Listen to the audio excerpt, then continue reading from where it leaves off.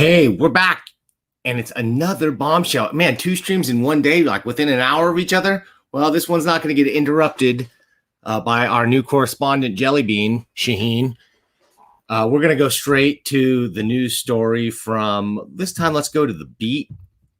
Honestly, while I like Bleeding Cool, I usually turn to the beat for more heavy-duty industry analysis.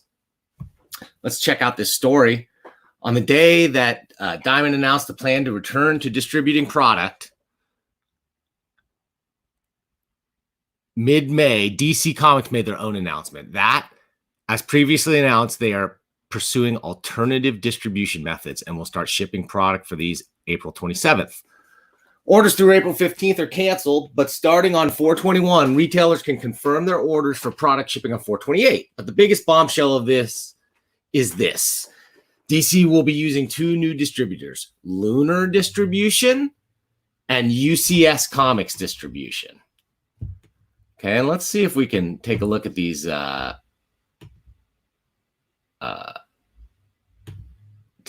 here. Let's see. We've got Lunar Distribution and UCS Comic Book Distributors. And, you know, it turns out some people did some investigation. You know, you can look up domain names. Looks like both of these are pretty much brand new domain names that were created. And some investigations were made and some calls were made. And it has been reported, and I've sourced this reliably from a couple of places, that these are, in fact, new companies set up by existing comic retailing giants, DCBS, Discount Comic Book Service, and Midtown Comics. Yeah, that's right. These mega mail order retailers have stepped up and apparently been engaged in some negotiations with Diamond, or I'm sorry, with DC Comics. DC has for a really long time had an exclusive distribution deal through Diamond, right? Diamond is the only company that can carry DC Comics in North America. And so it was rumored recently that that deal had expired. You know, there was a time when DC even had a clause in that contract, I have heard, that they had the rights to buy out Diamond Comics. This all happened in the wake of the big 90s Heroes World distribution shakeup, when Marvel left Diamond and went to Heroes World, right? And went exclusive through their own distribution. And it really was the biggest distribution bombshell since today, right? Since what's happening right now. They left, and that shook up the whole world. They crashed and burned because running a distributor is really difficult. And DC went exclusive with Diamond and was able to like consolidate Diamond and keep that distributor alive. And some say saved that whole move, ended up saving the industry. They had the right, DC had the right to buy out Diamond, but that's all gone. That's all changed now. And DC has apparently decided putting all their eggs in one basket is not a safe move. If nothing else, COVID has shown us this, that having a single distribution partner in a time of crisis makes you extremely weak, right?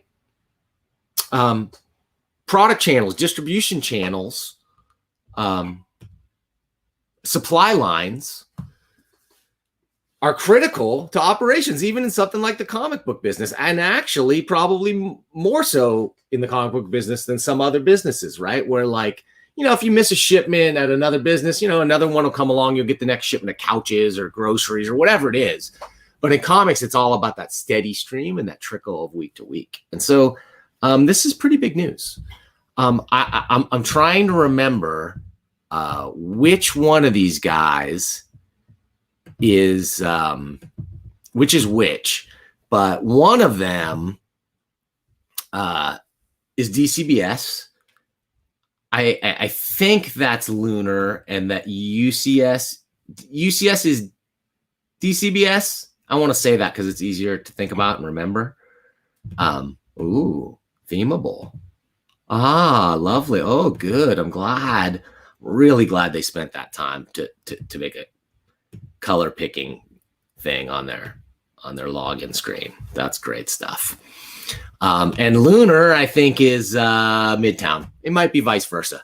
I will find out more about this as the story breaks. I don't have the exact info right here in front of me. But, this is pretty shocking because these are all probably, I think almost definitely, Diamond's two biggest retail accounts, right? These guys already sell comics to a lot of people. They order more comics from Diamond already and probably sell more DC comics than any two other retailers. And they've got a big pick and pack shipping operation ready to go, right? So they are poised.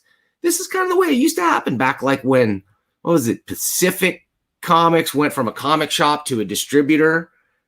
The legendary Bill Shanes, who then went to work for Diamond and is now talking about those good old days. We're hoping to have him as a guest sometime here on the show. So anyway, this seems like a conflict of interest a little bit. And the fact that they popped up these new websites and sort of shell company names and aren't upfront about it. And this was dug up by like looking up domain records and domain names and stuff like that. That doesn't bode well. I don't think the reaction is going to be that great from retailers because now think about it. So these are set up regionally, right? So now I'm guessing that Midtown is doing the Northeast or maybe the East Coast and DCBS more like the Midwest and the West Coast, something like that.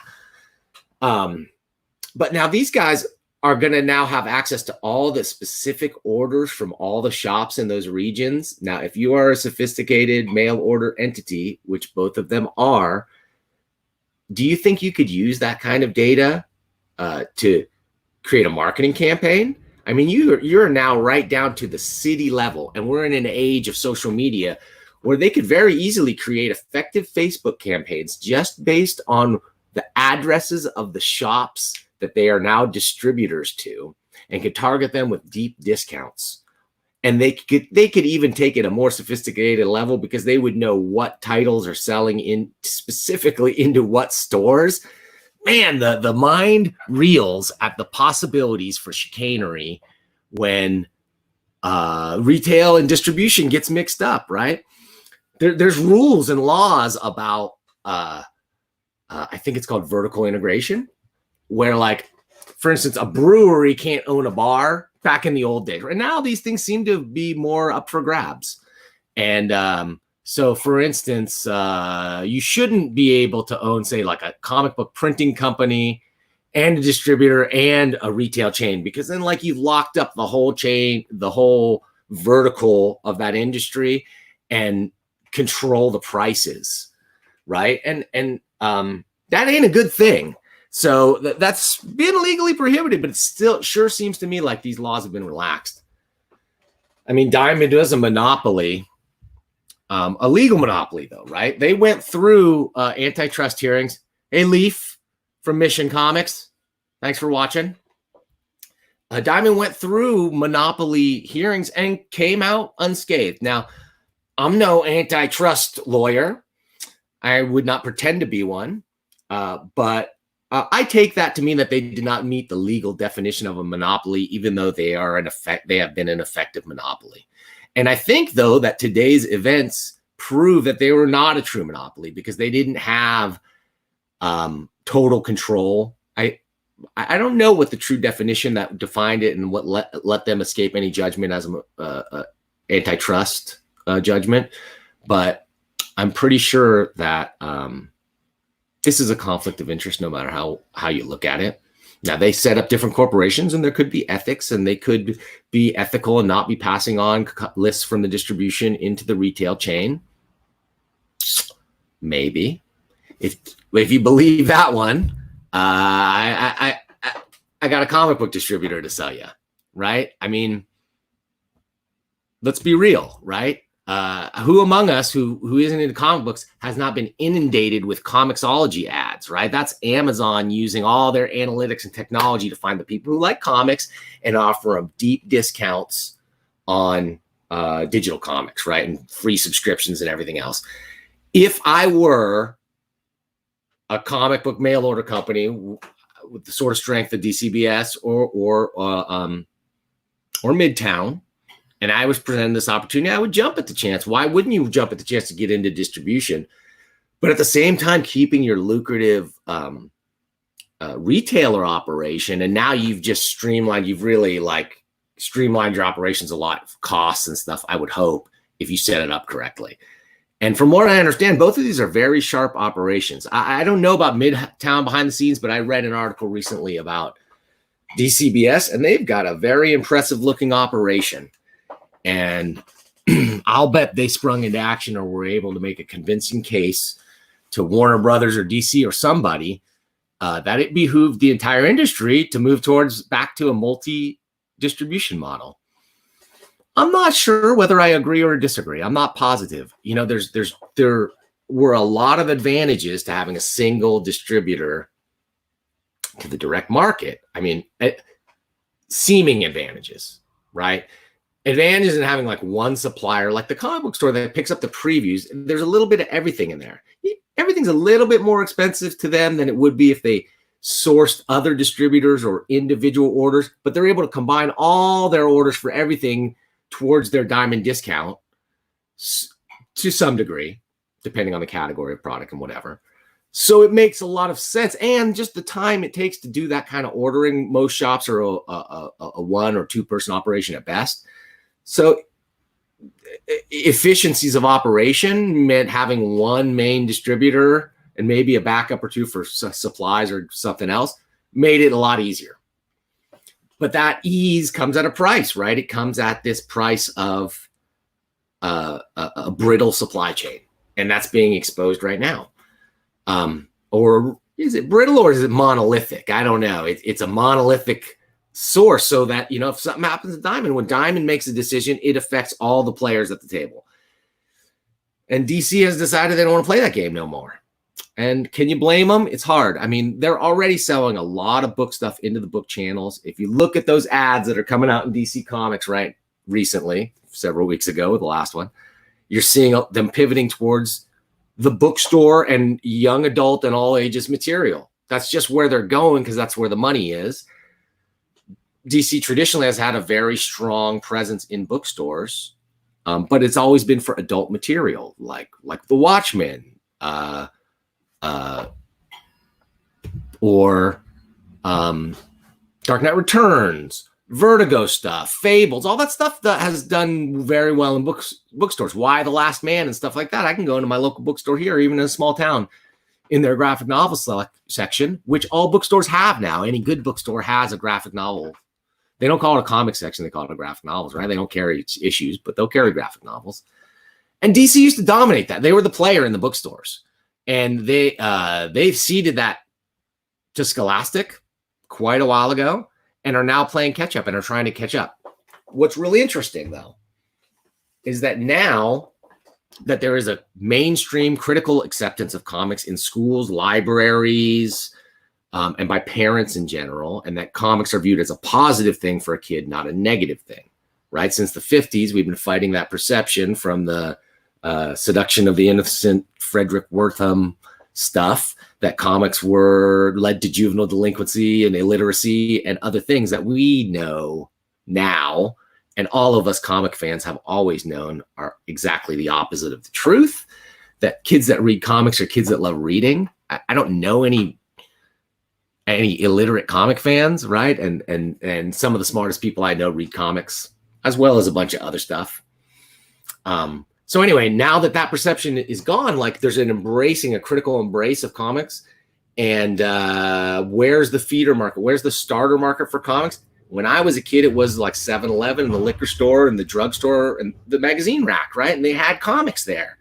Newsstand comics on a returnable basis, but that was the entry level. You found that, and then you said, hey, I can't find the issue I'm looking for. You sought out specialty stores in the direct market that had emerged by that time.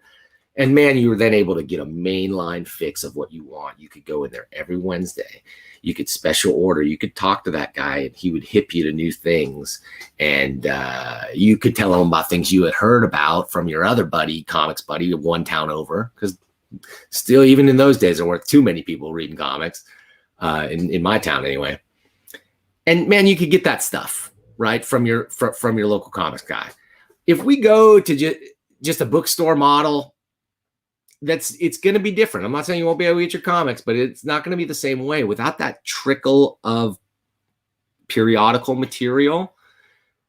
I'm not saying comics go away. They're not going to go away. There's graphic novels, there's online comics and everything else, but it's definitely going to change the way the stories are told, the pamphlet, the frequency of them, the fact that you get them, you're the first to read it. Like, I don't want the comics to come out digitally, and if I want to read them physically, because that's the only way I'm going to read them. If I'm going to read them, it's going to be physical form. I'm not going to wait 6 months to find out what Superman did or Batman did or Buddy Bradley did. I might have to wait longer than that for that. But, I want to be there on the cutting edge, and I want to know what's up with the characters. I want to be the first to know, right? And that's what the hardcore is the comic form. So the hardcore is going to shift. Where's it going to go? I don't know. If you're already into it, then maybe it's crowdfunding.